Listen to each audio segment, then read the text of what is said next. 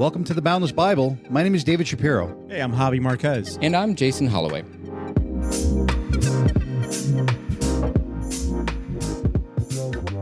Hi, guys. Welcome back to the Boundless Bible. How you doing? What's going on? How are you guys? Doing well, Good. thank Did you. you have a good week? All good. Yeah. Really good. Good. I'm glad. God is good. Today, we are going into the story of Abraham and Isaac. Yeah. Abraham, the father of many nations and apparently many children. So good. All of them. That's it. He had actually 8 children, believe it or not. Really? Most people don't know that. Oh, yes. Okay. But we are going to focus in on Isaac. We're going to focus in on his son that he had with Sarah. His first son. It Oh. wasn't his first son. Oh, okay. Ishmael was actually his first that he had Yeah. with Hagar. Oh, that's right. But then he had, after a long wait, around 90 years, Sarah finally gave birth to Isaac. Crazy. Ishtar- I have hope, guys. Ishtar's little brother. I have hope. Huh? So we have a really interesting story here because, the setup is really quick. Abraham and, Sarah have a son finally. This is the promised son from God. Yeah. Have Isaac. This is somebody, when I say promised son, I mean, when you talk about 90 years hoping for a child and finally having this child, Yeah. the excitement, the love that was given to this child, and then the dramatic turn, the Yes. bum, bum, bum, God saying, Yes. you have to sacrifice your son. Yes. The one that you love, the one you've been waiting for. I want you to go up to this mountain. I want you to sacrifice your son, bring this wood. In fact, have your son carry it. And we are going to char him afterwards. Mhm. Yeah, wow. And this was a command given to Abraham. And what does he do? He does it. Yep. He follows. He follows. through. He doesn't even actually, it's notable. He doesn't say no, Right. right? There's no indication that he hesitates. He just says, okay, see you tomorrow. Right. It's Yeah. pretty wild, huh? He has this Yeah. deep faith. It's incredible to watch the faith that deep with God that he trusts. It's a trust. It's faith into the point of trusting somebody to know I'm going to walk this walk, but my son's going to be fine. Right. Yeah. I mean, it's not a faith I think I have, to be fair. Yeah. I mean, this is also probably one of the most controversial stories of the Old Testament is why would God even ask that, So I think we kind of have to unpack a few things. Like, number one, why would he ask it? And number two, why would Abraham say yes? And maybe we start with the easier of those two, which is the why would he say yes? And my first thought is that he waited 90, he was told he was going to have a child, Right. which was all a ridiculous thought to him. And he waited patiently and he got it, and in obviously miraculous fashion to have a child with a woman who was 90, 100 years old, 90, well Something- past right, birthing age. right. Well, I mean, so you're in miraculous territory already. So he had kind of seen firsthand the miracles and it worked out. And he probably doubted for all that 90 years, right? And yet that it came to be. Yep. So this time he goes, you know what? I'm going to skip the doubt. Now, again, I don't have that kind of faith, but do you think that's why he said yes so quickly? I think, and by the way, just so we know, we're referencing Genesis 22, 1 through 19 as a Yeah, good call. story. Mhm. But yeah, I think you're 100% right. I think, Abraham had matured into this deep trust from his long walk with God. Right. We talk about our walk with God, and I know how deeply my walk has been and my faith in God is. And my walk has not been 90 years. Yeah. So when you think about that and you go, okay, if you're maturing in age and you have a 90-year walk with God, one of them meaning that, you are believing, okay, you said Isaac was going to be born. He's born. Right. 90 years later, Mhm. I'm going to have some pretty deep faith. Right. And I think that his faith went to, I don't think he expected Isaac to stay dead. I think that Oh. when he was told this, I think he said, God promised me this son. Yeah. He's not going to take him from him, whether he is going to resurrect him or whether he's going to, something is going to happen. I don't think he expected Isaac to stay dead. No, I'm gonna say for me, I could relate. We're trying to get pregnant, and it's been a while, and I can say that right. But I can relate to that, and just trusting God and knowing that maybe He will provide that or not. I can imagine for Abraham, 90 years of maybe waiting for this to happen, and then it does. You're going, this is a miracle, and only God could have done it at 90 years old. Right. So your faith, it's even more, Deep. stronger and deeper because of that. And to say yes for Isaac to be sacrificed, just to be, like that's crazy. But I think maybe what David said is right. He's probably saying, okay, I have faith in you, God, that you provided this son. And if you want to take him away, maybe you'll provide another one. So maybe there's that kind of thing that he's thinking like, all right, well, you need this for a purpose. So I am going to trust you and knowing that hopefully you'll give me another son because you did say that I would have many children. Yes. Yeah. I mean, and his life is one, even from the beginning of Abraham's life, he had been called to do things and he had done them, right? So his whole story is about obedience. Yeah. He was called to leave his homeland, right? I mean, so this is not the first time. It's consistent with his character, I guess is what I'm saying, right? Like that. And if you look back in Genesis 17:19, God extends this covenant through Isaac. So God and Abraham have this covenant. This is a commitment on both sides. And he extends it to Isaac, saying that the child Sarah will bear, again, not knowing that this is going to happen in 90 years, but the child that she will bear, my covenant will extend through him. Yeah. I think that Abraham has to, at this point, have some sort of belief that he's going to be okay. If this is supposed to extend, and remember, the covenant was, you'll be a father of many nations. Right. How can you do that if your child is killed? Right. That's true. So I think that he truly believed God through this long walk and said, if God says my covenant continues through him and I believe in the covenant that God, promised, he's fine. And I'm going to have he's probably thinking like, take this one and two comes out, kind of thing. Who knows, right? Like God is going to multiply and I trust that. So that's a crazy thought. I know. Like Gremlins. I know. Right?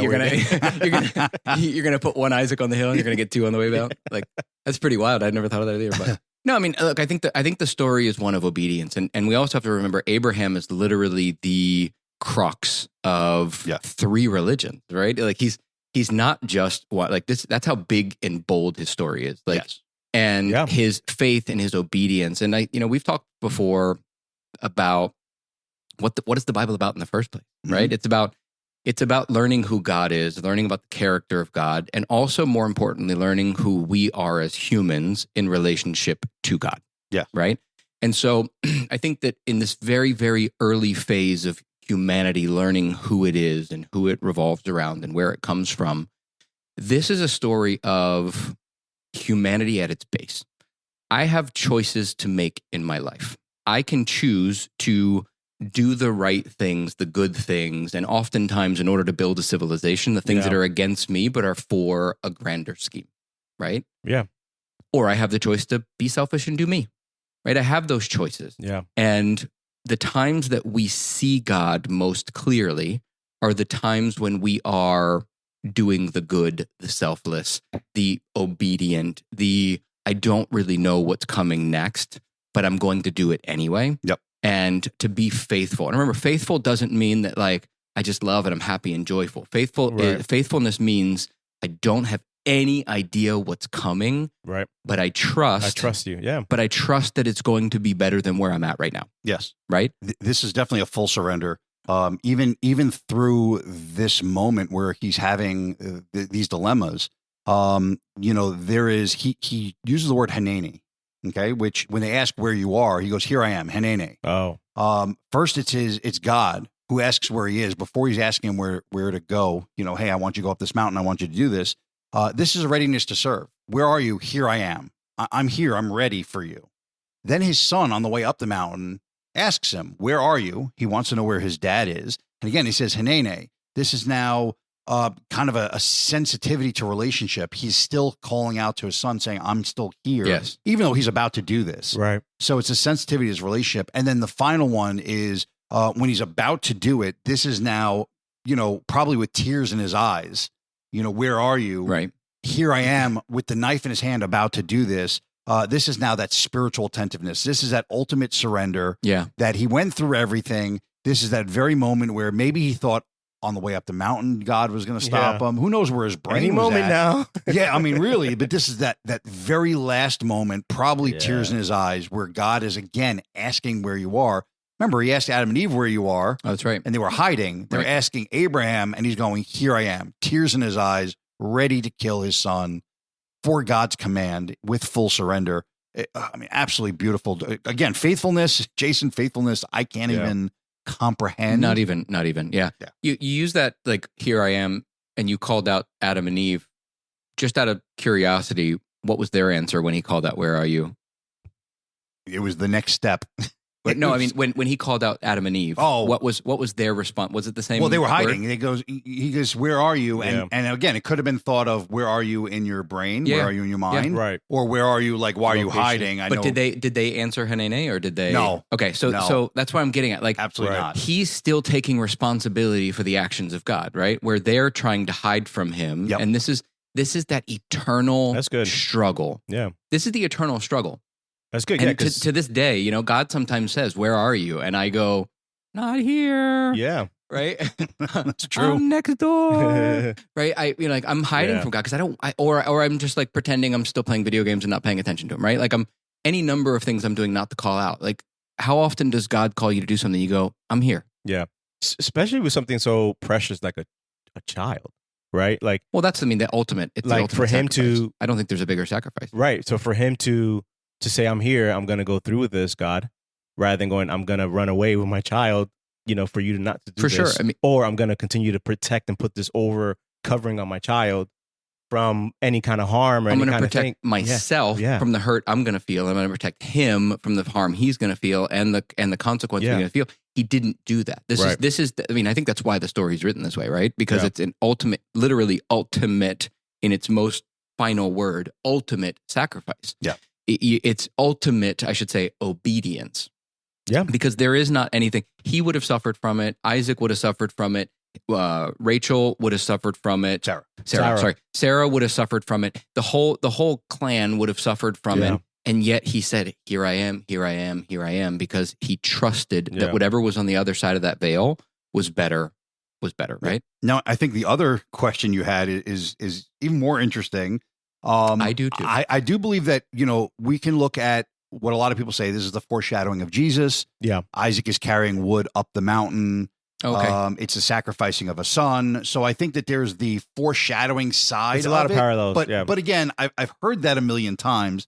I do want to jump into kind of where your question was, which was, look, the bigger question that any atheist or agnostic or, very, struggling Christian will ask you, or to be real, every Christian should ask this question, right? Like, why would God even ask of that in the first place? Doesn't that make God kind of a ruthless dude? Yeah. Right? Like, it's a solid question. And I think that's what we have to address because it's a hard one. It's a hard one to address.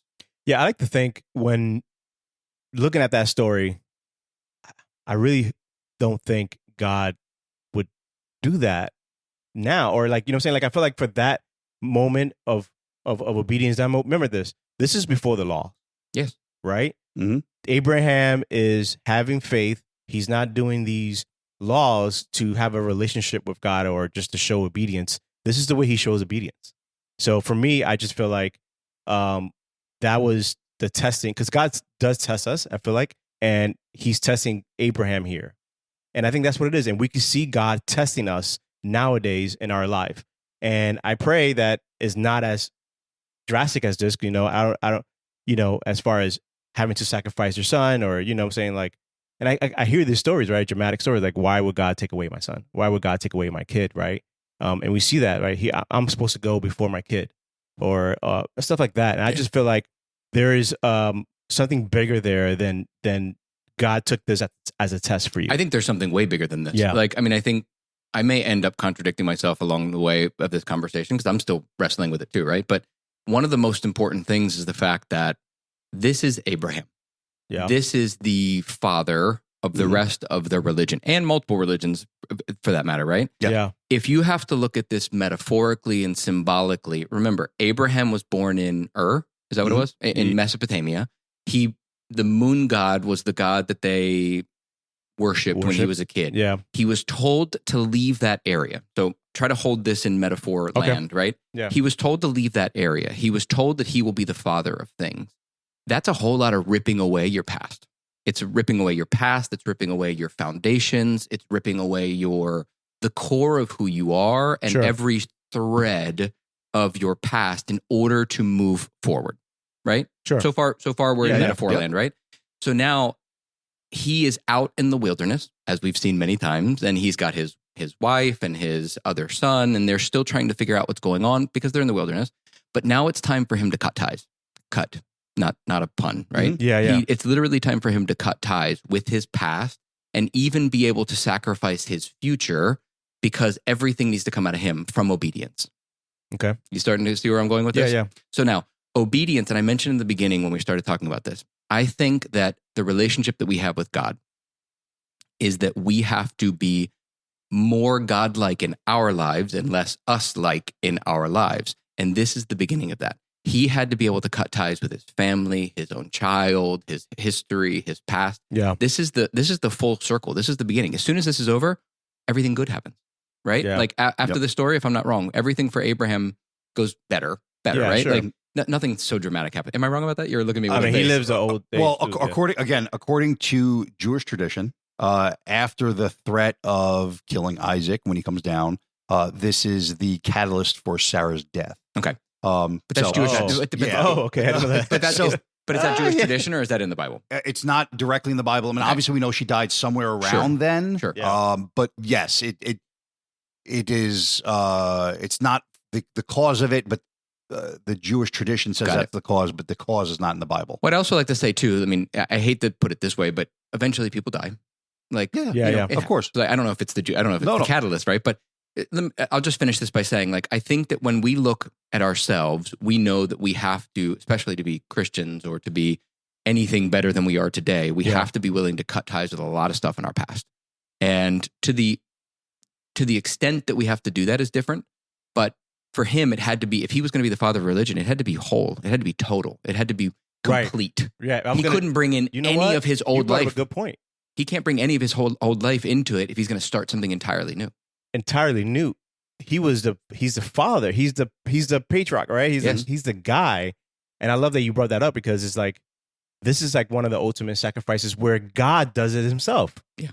Right. So if I'm going to put this covenant with you, I need to know. God was going to. Yeah. I need to test you out to see this is going to happen. I wanted to go back and what I said as far as, I don't know if God is doing this now there or not, but it bothers me to know if that's the case, right? If God is still making sacrifices in this kind of way. I just want to double down on what you said, Jason, as far as obedience. And I feel like God, and I think this is what I've learned in my walk is my life is not my life. Nobody else's life is my life, right? Like what I'm trying to say is it's not, I need to let it go to God. Yeah, exactly. And I need to trust God that he's going to handle that. I don't have any children. You do. But he might ask you to sacrifice your work. He might ask you to sacrifice your best friend. So many things. Not with killing, right? But sacrifice. Like I need to let him go and go. You're going to handle that, God, and I'm going to trust you with that. And I'm going to pray that you bless that, that you lead them, and they be able to follow you. And that goes for my if I ever had children, for you guys with kids, and just like you said, work, and not only that, but myself as well. He could have asked Abraham, "I'm going to sacrifice you." Mm-hmm. I want you to sacrifice yourself for whatever it is. You know what I'm saying? Yeah. Right. And he did it for Jesus. And that's why I brought it up, because there's that, right? He did it to his own son. And there was a lot of significance there why he would do it. And there's a lot of, obviously, history of prophetic reasons why we would sacrifice his son. But he did it there. And why he would not do it to Abraham? Like, we have to sacrifice ourselves. And Jesus asks us to carry our own cross. And I think that's what we see here. We have to be willing to go, I'm going to let it go and give it to you, even my own life. Yeah. I'm going to take a different approach because... Can I just say one thing real quick? It's also really important to note, he didn't make him kill Isaac. That's true. Right? That's true. Yep. So you said he continues to break, but you said that he continues to, sacrifice people and these things. He never sacrifices. He asks to sacrifice. He always asks. Yes, true. Which is important because the question isn't, it's never about the sacrifice. It's about the willingness to sacrifice. Yes. Mm-hmm. Not never. Okay. But no. So my approach is a little bit different. That's a good point, actually. We look at this as we're reading a story. I always say this: when we read the Bible, we already know what happens. We know the ending. We're reading it in a different way. But they didn't. True. At this moment, we're even assuming that Abraham, hey, we know about Adam and Eve and stuff like that, but we don't. Adam and Eve is not written about until Moses wrote about Adam and Eve, inspired by God later on. So let's just take this guy, Abraham, wow, like you said. I never thought of that. He didn't even have the backstory. No, and Jason, you said it, you hit right on the nail of the head. He's got a different backstory, a different culture he's grown up in. I think God, what he's doing, he's teaching that I'm the God who's sovereign over life and death. Yeah. Yep. Not just this God who's coming and talking to you and giving you a child, because they had different gods that did different things. I'm the God of all gods in charge of sovereignty and sovereign over life and death. Yes. And when you look at the gods back then, they were requiring, quote unquote, child sacrifice. Child sacrifice, yeah. So I think that I was going to bring that up, but so pagans pagan gods at that time did ask for that. God brought in a substitute at the last second. So he's showing that this is not required for me. Yes. But what is required, so and good. again, he's teaching them this because we know it, but they didn't at the time, is what is required is a sacrifice for sin. Adam and Eve sinned, and I said, if you sin, it will cause death. Yes. He chose not to kill them in the moment. They lived the rest of their life, but sacrifice became very important. There had to be a death for sin. A substitute death. Correct. Right? So he is now teaching Abraham all of this firsthand in this very moment. Yes. Wow, so maybe that's what it is. Going back to the question of why, maybe that's what it was, right? The culture asked, they were doing that. They were sacrificing kids or its children and being that this is the culture, then God is asking, I'm just kind of doubling down what you said, David, just kind of like, hey, I'm going to ask you to sacrifice your son to see what you do and follow these other cultures. And then he, at the end, right in the end, he goes, hey, no, that's not the way you do it. You do it through there is a requirement. There is a requirement of sacrifice of sin. That's what it is. We demand a sacrifice of death through sin, which would have been so this is what I was going to say earlier, right? And it's a little harsh to say, but like we also have to understand that every culture of the time, or almost every culture maybe that we know of, right? Yes, did require sacrifice. Correct, and it was oftentimes children and virgins. I think is what the concept or the need was. Oh. And so to realize, it was not such a crazy thing as it is to us. Like to us, that's a bonkers thing to even consider. Mm-hmm. But to them, it was much more. It was much normalized. more. Yeah, it was much more normalized, right? Yeah. That's not to say it was nice. Wasn't to say that he was like, oh, cool, I get to do this, right? But they understood it differently, and that does it. Look, it does take a little bit of the sharpness off that blade. No pun intended. Yeah. At that time, no pun intended. But it does take a little bit of sharpness off it when you realize that, like, this is also part of the reason why he was a bit more willing to do it. Absolutely, right? And he probably thought. And look, guys, even if he didn't, that makes sense. Even if he didn't believe that he was going to come down with two, even if he didn't believe that God was going to resurrect him, he definitely believed that God was going to send him to a better place. Yeah, I mean, right? And it's a hard. Can you imagine the hard? I mean, let's not get it. This is a whole other discussion. But like the life back then must have been the hardest of hard. Like you didn't have anything. It was fully non-technological. Like you probably had famines constantly. No dental work. Like life was hard. It would have been a blessing to move into heaven quickly and efficiently, right? Like, again, I'm not making it right, but I am saying like cultural context or hermeneutics of context might have not been the most horrible thing. So when somebody asks, why would God ask that? Look, we're offering a few answers. One is because maybe it wasn't that bad. Maybe it was a bit of a prize. Maybe, right? I don't know. I didn't live then, but I'm throwing it out there. But I want to offer something even bigger than that. I want to offer that I would love to take credit for this, but I can't. But I happened to read this in C.S. Lewis' Problem of Pain recently. And what he says is essentially, well, if God would have asked you to do it and God knows all, God already knew he wasn't going to kill Isaac, right? God already knew that. Yeah, so the question of why he would have asked is because he already knew the answer. So he already knew it was going to be fine, right? So it's just a question. It's not actually sacrifice. Now, but more than that and better than that, you know who didn't know how they were going to react? Abraham. Yeah. So the question wasn't for God. The question was for Abraham. Yeah, as always. It's the posture of the heart. It's the posture. That's what he's trying to like. Right. Yeah. And so this is Abraham's proof to himself at this point. Yeah. This is God testing, not for the sake of being like, let's see what you're going to do here. Yeah. But it was because Abraham needed to be pushed and to see that he could get through it. Yeah. And I think we all have tests in our lives, whether they're God-driven or not, I don't know, honestly. Yeah. But I do know that when you are able to get through something that you didn't think that you can get through, you are stronger in the end. And you believe more in yourself in the end. And you believe more in God's ability and grace to help you get through the end, which is what Abraham did. Yeah. Abraham didn't do it on his own accord. Yeah. Abraham trusted in God, and that's why he did it. So I'll deepen it even further. And this is why we look at it as this is the faithfulness of Abraham. This is amazing. Yeah. Again, Genesis 17:19, this is where the covenant passes from Abraham to Isaac.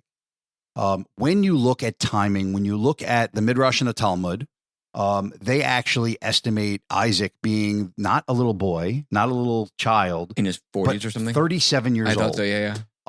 And the reason they estimate this is Sarah's death. She had him when he was 90. They believe that she died close to when he came down off the mountain, and she died at 127 years old. Okay.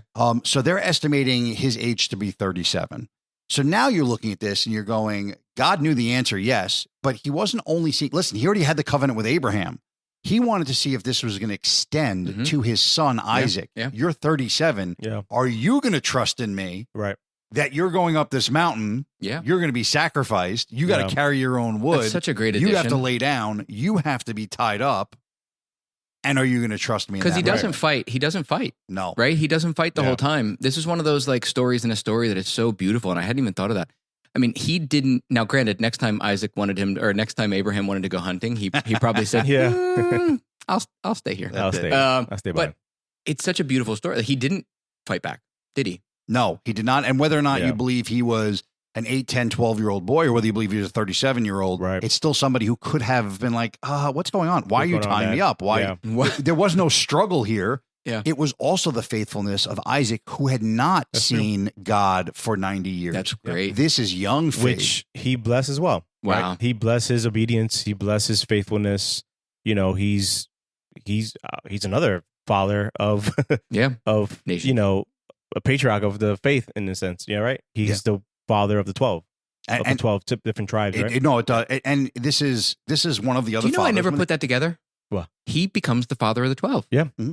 I don't know why. For some reason, those stories separate in my brain. But so you're right. The children came through him, pretty much. It passed. Yeah. Well, they did. I mean, right? Yeah. I mean, the multiplying of what is it? The father of many nations. Yes. Yeah, it was through Isaac. Yeah. Well, this is the foreshadowing. So you have Isaac, who is the father of many nations. You have Isaac, who's foreshadowing Jesus. You also have Isaac, who the way he's bound up is actually foreshadowing Deuteronomy, one of the laws of wrapping tefillin. So he had a wrapping called Agadah, which is the way you wrap, you bind your arms, which is also later on in Deuteronomy when you're taught how to wrap tefillin, which is a Jewish ceremony of binding yourself. Yeah. This again, there's so many foreshadowing moments going through Isaac that although this is another one of those stories where I say it might be about Abraham, but maybe it's really about Isaac. Isaac. I mean, it really is though. I mean, and I wonder if it's foreshadowing or if it's just the initiation of. Yes. Right? Like I think you can look at it both ways. You can look at it backwards and go, that was the foreshadowing, or you can look at it forwards and go, that's the first time we see it. And this is the importance of it. And don't they have when you're reading scripture, there's like a law of first appearance, something like that? Like law of first appearance, where the first time you see something, whatever context it's in, that's how you're supposed to read that word moving forward. Yes. That way you understand it, right? Yep. So this is the first appearance of that Agadah. Yep. And so it means to bind yourself in total faith without questioning. Yes. Even when actually he doesn't know he's going to die, right? He doesn't know. He might assume, but he doesn't know because he hasn't been given the request. But he's just going along with where the world is taking him and where life is taking his father is taking him. Look at that. Yes. He's going along with where his father is taking him, truly, faithfully, obediently. And he ultimately becomes the father of the 12 nations. But if you're Abraham, that's wild. And being that age and being that many years of being faithful and just seeing God move in your life, he did promise. And remember this: God promises always comes to fruition, right? It always comes. It becomes to life, right? Like if you're faithful, God said to Abraham, "Your offspring is really going to come through Isaac." That was a promise. That's in Genesis 21:12. Yeah. He said, it's coming through Isaac. Wait, you're going to sacrifice my son, Isaac? No, I'm going to trust you because... Oh, he says that. He says that. It says that. Before he went up to the mountain, he says that. So as Abraham being faithful and obedient, I'm trusting you, God, that says this to me and promise. Well, he says to Sarah, So he said it to Sarah, and I'm trusting you. I'm pretty sure Sarah and Abraham talked, but he said, pretty sure they talked. Yeah. So pretty much he believes him and goes, I'm going to believe your promise. Dude, and I love one thing. What a note, Javi. What a note. Yeah. So listen to whatever Sarah tells you, because it is through Isaac that your offspring will be reckoned. Mm-hmm. So part of the reason he walked up that mountain is because God had already told him Isaac was going to be safe. Yeah, that's it. Yeah. Just trust me. Just, continue. Yeah, my promise is always going to come to fruition. It might not be in your time. It might not be in the way that you want me to do it, but it's going to happen. So in Abraham's mind, God is telling him one thing, and then he's telling him something contradictory, and God believes. He just trusts. He just trusts. Like Isaac is going to be the descendant bearer, but take him up on the top and sacrifice him. Yeah. And he goes, you know what? You already told me one thing, so I'm going to believe. Yeah. You didn't tell me he's going to die. You told me to take him up and sacrifice. Right. So I don't know how it's going to happen. I don't know how it's going to work. But I'm going to. I don't get it. I don't understand. Yeah. But I'm going to do it. But that is what we all know, right? We all know God's asked me to do something, and I have no idea what's going to happen, but I need to just do it. But he always provides. And that's what I love about the mountain. And he provides a cliche that we all use today, the scapegoat. Yes. That's true. But isn't it escape ram? Wasn't it a ram? I'm going to say. Shouldn't it be escape ram, though? I think we all kind of. He identified as goat. Yeah. Awesome. All right, guys. This was enlightening. It was fun. It was enjoyable. We could talk about this forever, by the way. Like we just scratched the surface. Let's not forget what this is, like 19 chapters or 19 verses. Like it's a whole 19 verses. We were talking about this before we started. Like this is the beauty of God's word. There's 19 verses, and because of all the surrounding information, you could interpret and reinterpret and find meaning and find deeper meaning and find other meaning so many times. And this is just what makes it enjoyable, guys. This is why we read the Bible. It's not so we can get through it. It's so we can learn from it. It's so we can get deeper into it. So we can understand how part A and part Z create part, Y. And it's just such a blast, guys. So thank you for listening. As always, we appreciate your time. We appreciate your listens. We appreciate your likes, your comments, your shares. Reviews are especially appreciated on all the platforms you're listening on. Yes. And we hope to see you soon. Thanks for another one. Have a great week. Later.